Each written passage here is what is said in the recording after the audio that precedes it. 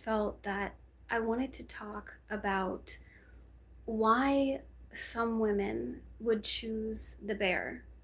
That's a very talked about concept. And I, for one, am usually in the camp of I would choose a man. In my personal life, I always tend to interact with really kind, conscious, positive, safe males, or that's what my energy brings out in them. You never know. It's a chicken or the egg kind of thing. Um, but anyway, I just wanted to give voice to why a large majority of women, when presented with the option of what makes you feel safer, a man or a bear, a lot of them are saying bear, and I want to explain why that is. So I'm going to do so by giving an example from my personal life of something that I recently experienced.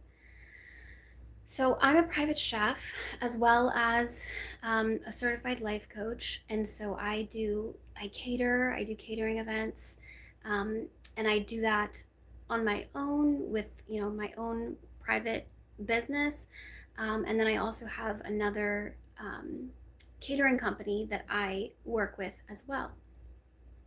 And so I was going to cater an event for this particular event.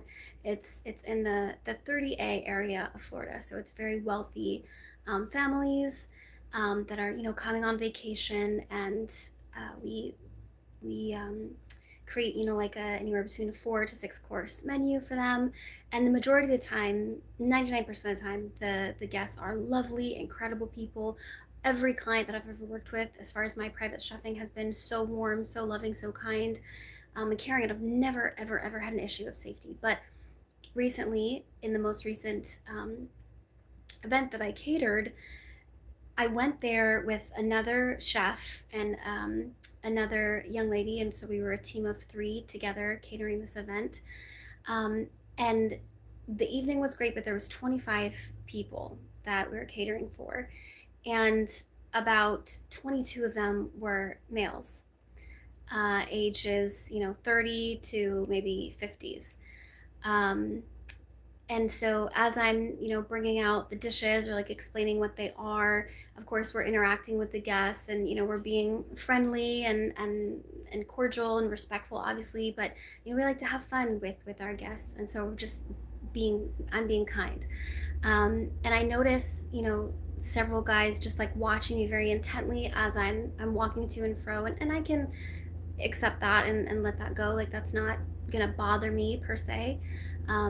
But then throughout the evening, they're drinking a lot of wine. And so, some of them are just making like playful comments to me. And of course, I'm not letting this in. I'm not letting it really affect me. If they're, being flirtatious, I still maintain my professional boundaries, and I maintain that cordial energy with them. And so then towards the end of the night, when we were completed with the fourth course that we were serving, one of the men came over to me, and he was standing like very close in my space, and he was like, so what are the chances of me getting your number? I'd like to have your number or something. And I was not interested in him at all, and I didn't feel that type of attraction. And secondly, I'm at my job, I'm in a professional setting. It didn't really feel like the appropriate time, obviously, and I wasn't available, I'm not interested. And so I say, sorry sir, that's not a possibility, I'm not available. And instead of him immediately honoring and respecting my boundary, he just kept pushing it and kept getting closer into my space. And so I felt uncomfortable, and so I was sort of walking away. And for me as a woman, like, I can tell when a man is emotionally or psychologically healthy. Is the number one indicator for me is when he's honoring and respecting my boundaries. So if I say to a guy who asks me out, yeah, I'm not available or I'm not interested, he's like, okay. And he's like, well, you're a great girl and I wish you the best. Like, that's a respectful man who can take a no and understand it for face value as what it is. That's a man who's worth my respect, if that makes sense, worthy of my respect. But this particular man, he kept pushing the issue and he kept standing closer, and I was like retreating back. And then he goes, well, that's really unfortunate for you. And I'm like, why is that unfortunate for me? And he's like, because I had a bet with my buddies, and they said that if you agreed to give me your number, they would give you $100 tip. And I said, you know what, sir, there's no amount of money that could buy me giving you my phone number if I don't want to do that. And I was like, and secondly, I think I deserve a tip with or without me saying yes to give you my phone number. And further, I think I deserve a tip even more because I'm asserting my boundaries, which is a good and respectable thing. And he's like, you're right, you do deserve a tip just for, the private chef experience that I was providing. So I walked away and sort of disengaged from that conversation. And for me, I thought that was it. It was going to be done. But so as the evening is coming to a close, the guests, they were thanking, the chefs for being there, and just, thanking everybody for everything that, they all contributed, we all contributed. Um, and so then as I'm like, cleaning up all of our food and everything and putting it all away for the guests, and then, all of us, myself and the other chef, we were getting ready to leave.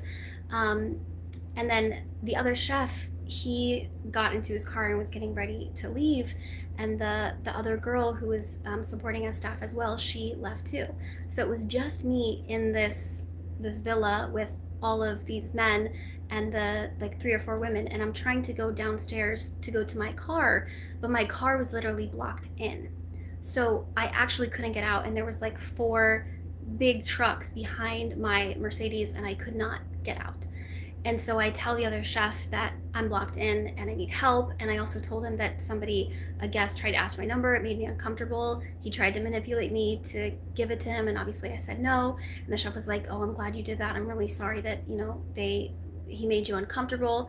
And those particular people were clients of his that he had from previous private chefing events. So like he knew them. So I think he felt some type of, maybe he didn't really feel comfortable to let them know that that behavior was inappropriate because he didn't want to compromise the professional relationship, I guess, which I understand that. But at the same time, like it would have felt nice to have his masculine presence, like as just a colleague and a friend, like stepping in to support me. But to his credit and defense, he didn't know that I needed that level of support. And secondly, I had just met him for the first time that day. So I don't really, I don't hold him responsible at all for what happened. I view as the people there at the event, responsible for what happened. So my car is blocked. I can't get out. I go upstairs into the villa and I talk to two of the women and I let them know, hey, my car is blocked and I can't get out. Do you know who is the key holder for those cars? And the woman looks at me and she's like, oh, I think they're trying to lock you in because they want you to stay the night. And I said, that's incredibly inappropriate and unprofessional and absolutely not a possibility. I'm leaving my job right now and I need to get home. So I need you guys to move your cars right now, immediately. And because she was drunk, and I think that's part of why, she was saying that. And she's like, okay, but they weren't really, nobody was really helping me. And then the guy who was asking for my number kept coming close to me again, and he's like, oh, you can't get out, can you? And I'm like, no, I actually need someone to help me move the cars behind me so that I can leave.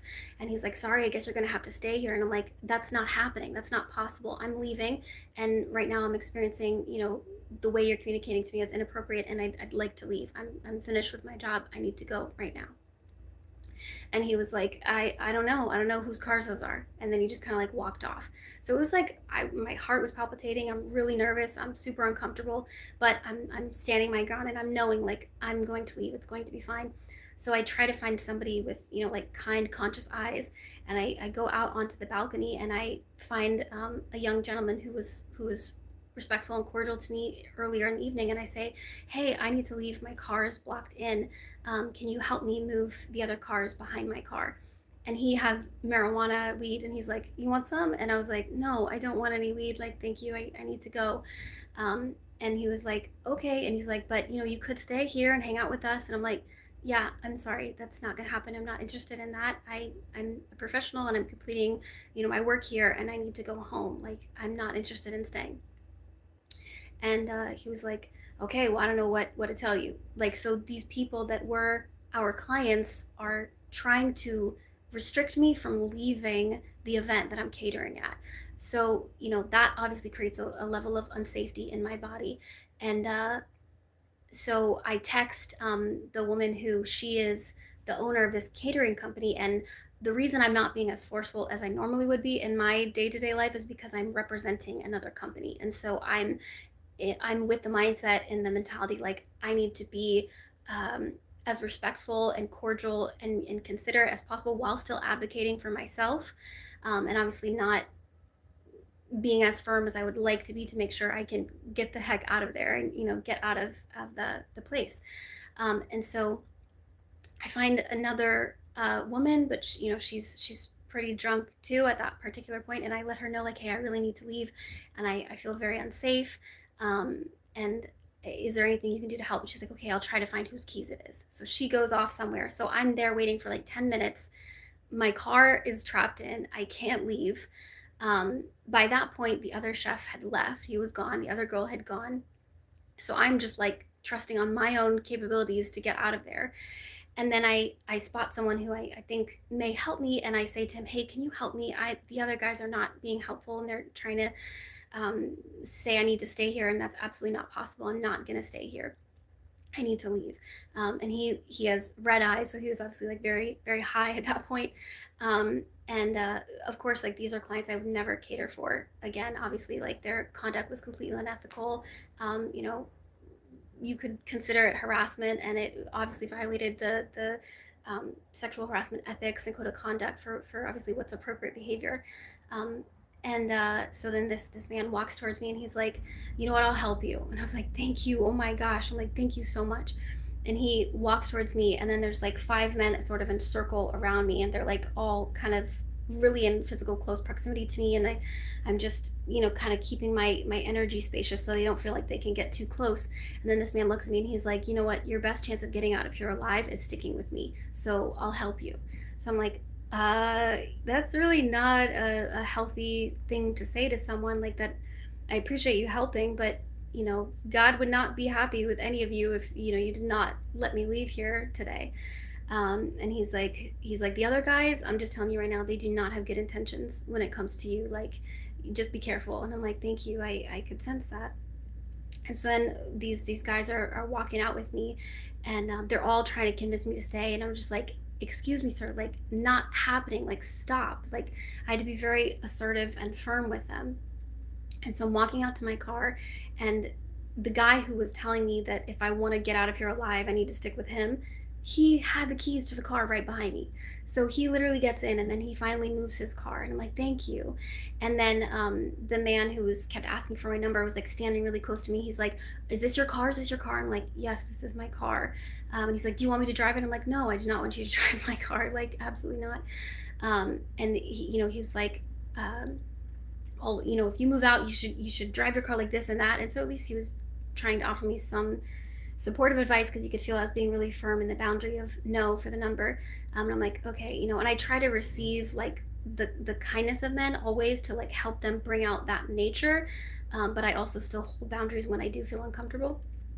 And so I'm still like maintaining this energy of safety for myself. And so that man moves, and then finally, after like 25 minutes, one woman comes out with another key to move her car. And then another guy and his wife, they come out and they move their car. And while this was happening, the man who kept trying to get my number, he walks like super, super close to me, making me incredibly uncomfortable. And he's like, so why are you playing so hard to get? And I'm like, sir, it's not hard to get. I'm just unavailable, and I'm not interested. And I experience your behavior as harassment right now. And he was like, okay. He's like, that's fair. And so he kind of like stepped off when I was able to be firm like that with him. But it's just like somebody like that, he doesn't view a woman saying no as if that's just feedback, that's just information. In his mind, he was even perceiving it like that was a hard to get thing. Like, I can't even comprehend how someone would perceive no, I'm not interested, no, I'm not available, as hard to get. It's a solid hard access denied type thing, or you make me uncomfortable, or I'm not attracted to you, or I don't like you. So if a man has the mentality where he's not able to process her parameter, but he's only focusing on his desire, that's an unhealthy, unsafe man. And that's a man who a woman is going to most likely choose a bear over him, because he's not thinking about her well-being or protecting her safety. He's only thinking about his desires and what he wants. So because I was able to set those boundaries, meanwhile, like my heart is still pounding because he's like getting really close into my space, and he's being just like really not aggressive, but like, what's the word when you really try hard to get into somebody's energy and just not honoring my personal boundaries, if that makes sense. And so I kept having to like distance myself and move away. And so finally, those people move, and I just like get into my car really quickly, and I just like back out, and I'm gone, like gone. And then I immediately write the woman who is the owner of this company, and I tell her, what happened. And she's like, oh my gosh, I'm so sorry that happened to you. Yeah, those are new clients. We don't have like a relationship with them personally. It's the other chef who has the relationship with them. So she's like, what do you want me to do? Do you want me to reach out to them, or communicate? And I was like, yeah, I would really appreciate that, because they were literally trying to keep me in the villa and like force me there against my will, and that's wrong and unethical and inappropriate and just totally unprofessional. And she's like, yeah, I agree, that never should happen. And she was like, I'm going to talk to the other chef, because he should have been there advocating for you and keeping you safe and making sure that you get out of the house before he leaves. And I'm like, thank you so much, I really appreciate that. So it was handled, and I did the thing that is required of when you have a situation like that where your physical safety is threatened, or like your boundaries are not honored. You've got to tell somebody, and so I did. And so it's like, that is just an example I want to share to you of a very small window of what happens on a daily basis to a majority of women. If you ask on a scale of 1 to 10, like out of 10 women, how many of them experienced like a sexual harassment from someone they weren't attracted to, weren't interested in, someone who made them feel incredibly uncomfortable, unsafe, 8 out of 10 are going to say yes, potentially 9 out of 10. So it's just obviously a very real reality that happens. And then if you look at statistically, if you take the whole percentage of violent crime, 90% of it is by men. Now, I'm not saying this to like shame men in general, because I know there's men that are incredible and wonderful and have nothing to do with this and don't do it at all. So you're not even who I'm speaking to, but it just has to be stated as a general, just, fact of this is a reality that does happen to women. If you look at the rate of homicides and domestic violence, 80 to 90% of it is men. The amount of women even that have been killed in their relationships, again, that percentage is very high for men. The amount of women who've been raped, who've been molested, all that, like, it's very, very, very high. And so it's like, because of that, because there are a large percentage of really unhealthy males who do not have the training or the way that they were raised, or they just don't have the mindset that is ingrained in them to respect a parameter and a boundary of no. And if anybody wants to put out, like, the way a woman dresses is responsible for that, I was in a completely professional all black attire, and that still happened, and my hair was in a braid. Like, so it's not even necessarily always that. Like, there are some men who just see something or someone they want, and they think they have right to that, and they don't. And that's not, I mean, because if that's your daughter, if that's your sister, if that's your mother, if that's your best friend, if that's your wife, even, like, that you would stand up and do something to protect her. So obviously that shows that that man was acting out of integrity, right? And also for you as a man, if you could imagine a woman like coming up to you and pressing you to get your number, and pressing you to communicate with you when you're like clearly a no for her, or you're not attracted, or you're just you feel uncomfortable, what would you do in that situation? How would you assert yourself? Like, I think, and oftentimes too, the way women are raised, young females are raised, it's often with the priority of kindness and niceness. And this is a biological like disadvantage, because women are being taught that it's important for you to give out the kindness that actually should be an earned result from people treating you with respect. So that's one of the things that I will always teach my daughter, is that you do not have to be kind. I want you to be brave. I want you to be authentic. I want you to be bold. I want you to be powerful. And if anybody ever makes you uncomfortable, I literally teach her, like, you bite somebody, or you punch them, you do whatever you have to do. Like, I trained her to do that on me. And it's just because I have faced certain things that I've faced. I truly believe one of the best things that a man or a father can do for his daughter is teach her how to fight. Like, literally teach her to experience combat with you. Like, teach her how to protect herself, and teach her that kindness is something that should be earned. And so that, when a man is respecting you, when a man is honoring your personal space, when a man is treating you cordially, then he has earned your kindness. So just to share that as an example, and there's so many. If you ask just a female friend that you have, like, have you ever feeling unsafe, like, in your body? And she'll probably tell you all the time, when she walks to her car at night, looking over her shoulder. Like, so systemically, it's like, yes, there are issues to be looked at within what is a high percentage of male behavior. Now, obviously, there's an incredibly high percentage too of men who are incredible gentlemen, chivalrous, go out of their way to make women and females and young girls feel safe, right? And so those are the heroes. Those are the true, warriors, right? For lack of a better word. They're the ones who really are grounded and healthy and safe. And oftentimes, if we look at more like tribal societies, the healthy, grounded, masculine men absolutely beat the shit out of any man who tried to wrong a young girl, or who treated a woman disrespectfully, or didn't honor her. Like, if we're looking at, I'm imagining, like, Native American sort of tribal context, like, where there's elders, and there's sort of hierarchy of, like, a standard of ethical treatment towards women that is expected, and when that's not honored, there are going to be men who provide consequences to the other males who are not operating in a code of conduct which honors the sacredness of the feminine.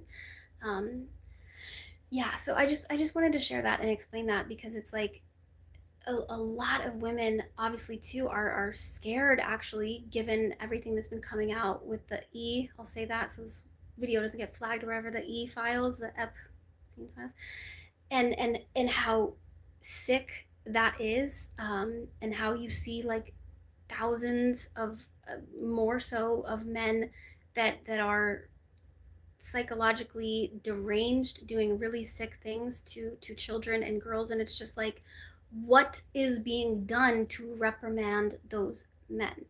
And so, given that state of things, of course, a large majority of females are frustrated with men, because they want to feel safe, they want to feel cared for, they want to feel protected, they even want to feel their children are safe. Like, if you think about, a woman who maybe is recently divorced, and she has a child, when she's dating, she has to think about making sure that the guy she's dating doesn't secretly have a fetish for kids. Like, that's scary AF to think about and consider, like, when you're dating. But you have to be conscious of those things. And so it's just like, I don't know, even with everything that I've experienced, I will say that I have met and known and loved, and had the honor and privilege of having incredible relationships with just wonderful, sovereign, kind, good hearted, grounded, intelligent, wise, brave men. And so I'm not going to allow an isolated group of unhealthy individuals to, in my eyes, skew the entirety of the whole.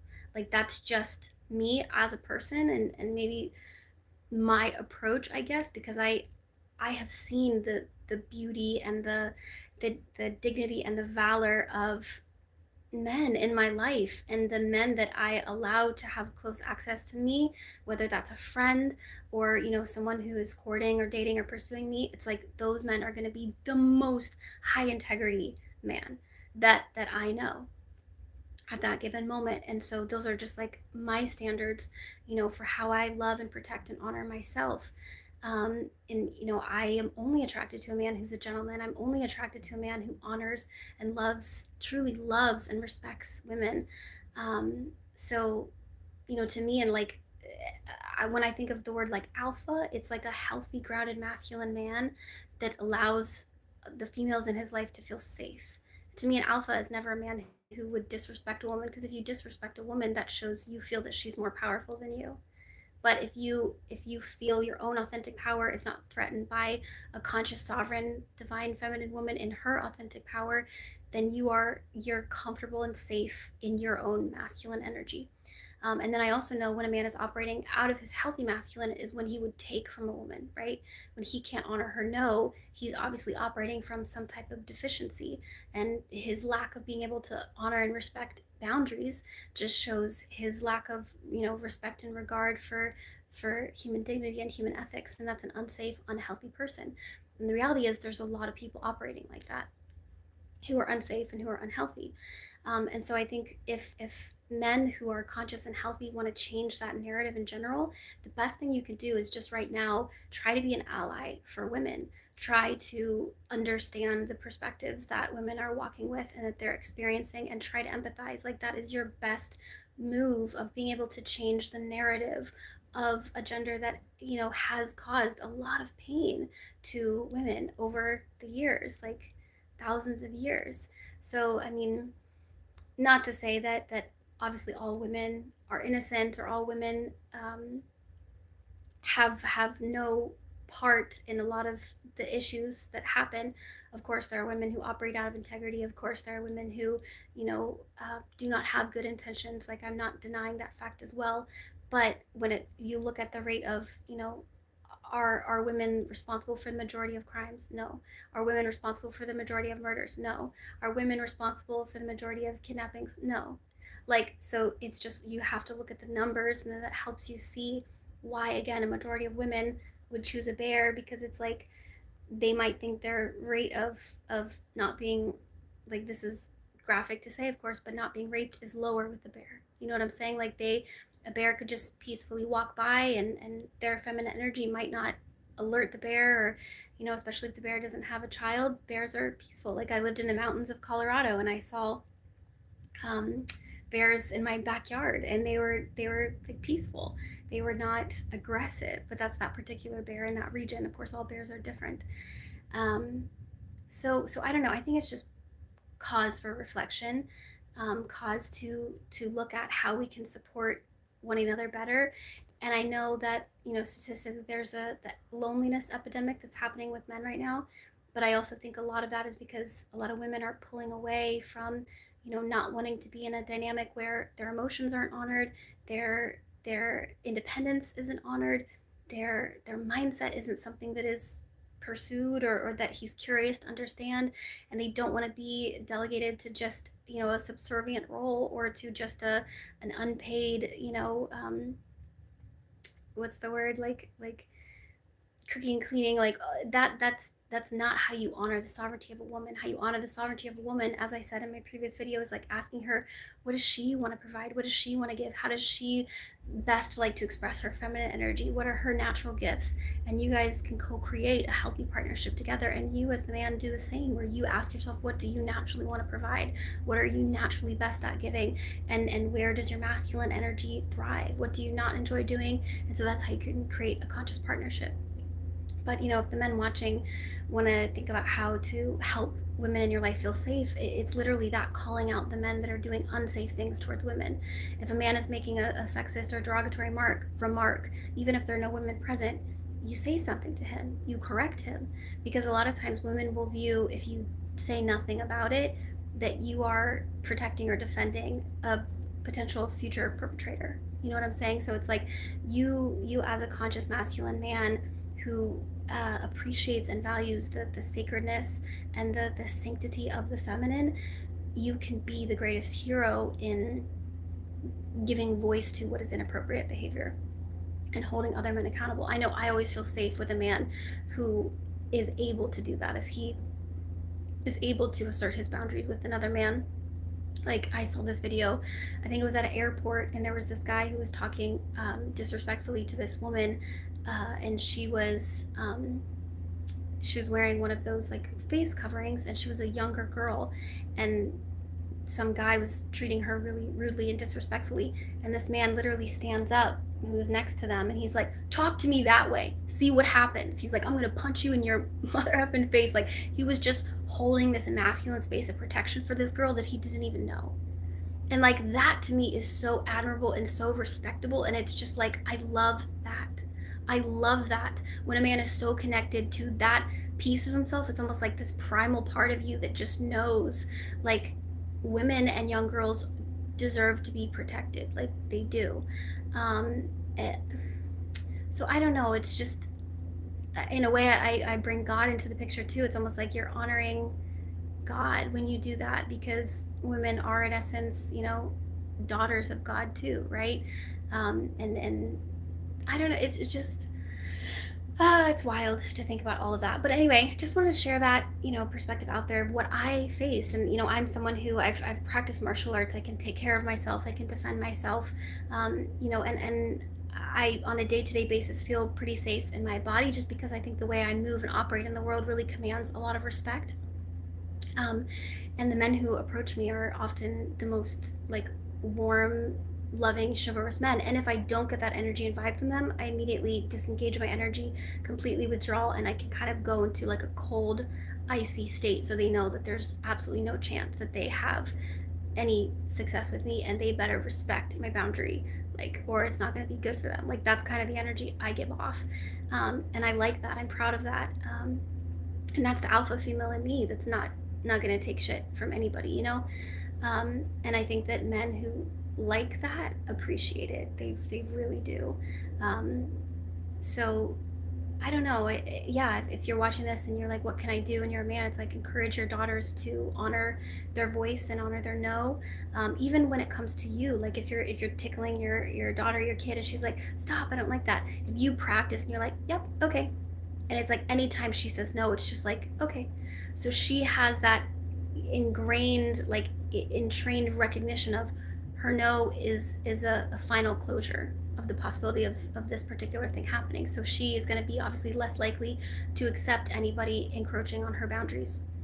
So that's one of the ways that you can sort of equip, like, your daughters to not, well, have a less likelihood of experiencing unfortunate situations like, molestation or harassment, or even rape. And so it's just like, we have to really be conscious and mindful of training, obviously, and teaching young boys as well. Whenever you ask a female for anything, even like a hug, if she says no, you stop and you don't pursue further. And if anybody violates her no, as a young guy, to be a leader, like, you hold that other guy accountable, and you reprimand him in the way that you can, show him that it's not okay. um yeah, so I just wanted to share that. Someone says someone's number isn't that terrible thing. You're right. Asking for someone's number is not a terrible thing, and it's a great thing in general to ask for somebody's number. But in that particular situation, I was in a work environment, right? I'm a professional at my job, private chef, and he's in my space. Number one. Number two, I'm not attracted to him. So imagine somebody's asking for your number very forcefully, who you're not attracted to, who makes you uncomfortable, right? Then when you say no, they keep pressing the issue, and they try to manipulate you with money.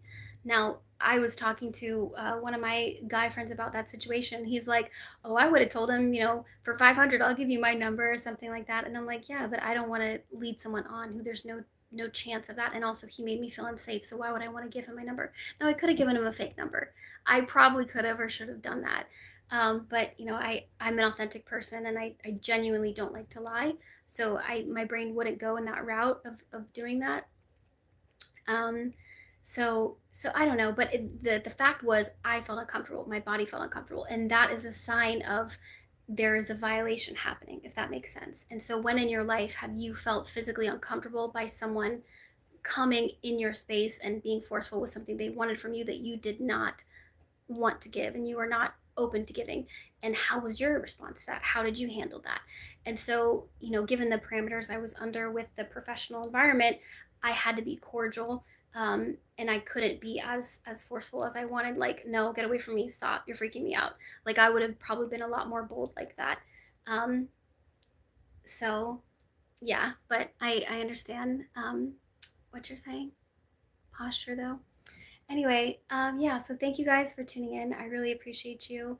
And I hope you guys have a beautiful rest of your day. And just to add to that last point, though, of it, then the fact of him not honoring my no, if that makes sense.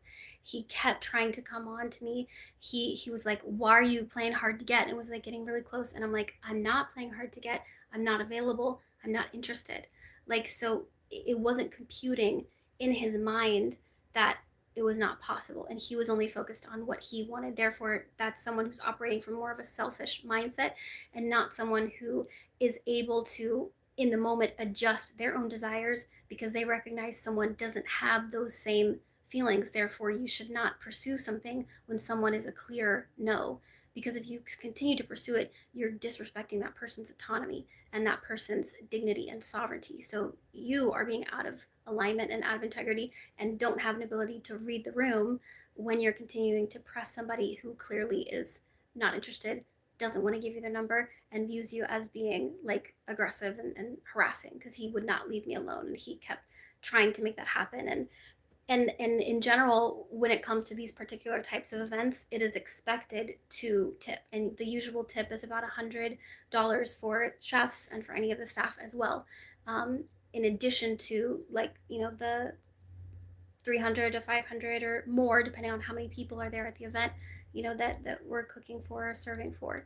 um, so it was just rude for him to try to manipulate getting my number for money. And it's just like, that's not a healthy thing to do, and I don't appreciate that. And there's no amount of money that would ever make me give my personal vital information to someone that didn't earn it, that I don't feel respect for, that I don't want them to have it.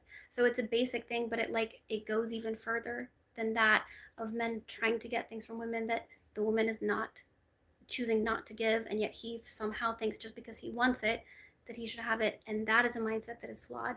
That is a mindset that needs evaluation. That is a mindset that needs holding accountable for. That is a mindset that needs healing and regulation. So thank you guys for tuning in. I hope you have a beautiful rest of your day. And yeah, I just wanted to go live because I feel like it's more connective maybe to share in this way. And so I appreciate you guys for tuning in. And if you have any thoughts or questions, please leave them in the comments. And I will say my stance, of course, like in general, I would say like 98% of the experiences I've had with men have been incredible, have been beautiful, have been amazing. Like anytime I fly or travel anywhere and I'm putting my luggage up, like I always have like two or three men coming to like help me put my luggage up. Men always hold the door open for me, and I'm always so grateful. I'm always so thankful. And the way that I am courted or dated or pursued is always, with so much intention and thought and just gentlemanly nature. And obviously that has a lot to do with how I carry myself, how I hold myself, the energy I emit, and then how I show up in a dating process too, and what I do to inspire, care, and support, and just be a conscious partner to my partner. So I know that there's so many pieces to it, but I just thought that was worth sharing because it was a really uncomfortable experience that I went through, and I know a lot of women face stuff like that. So I don't know. And if this triggered you, it's like, again, those are great invitations to look inward and reflect on yourself, of like, anytime have you ever violated somebody's boundaries or not honored their no? And have you ever seen let's say a female friend of yours go through something like that, but like you didn't step up, or you didn't voice something for her on her behalf, or like you didn't hold that man accountable? It's like those are all ways to just grow in our integrity and deepen how we choose to show up for the people in our community, for the world, and what legacy you want to leave, and how you want to be remembered. So much love, you guys. Thank you so much. Appreciate you, and have a beautiful, blessed day.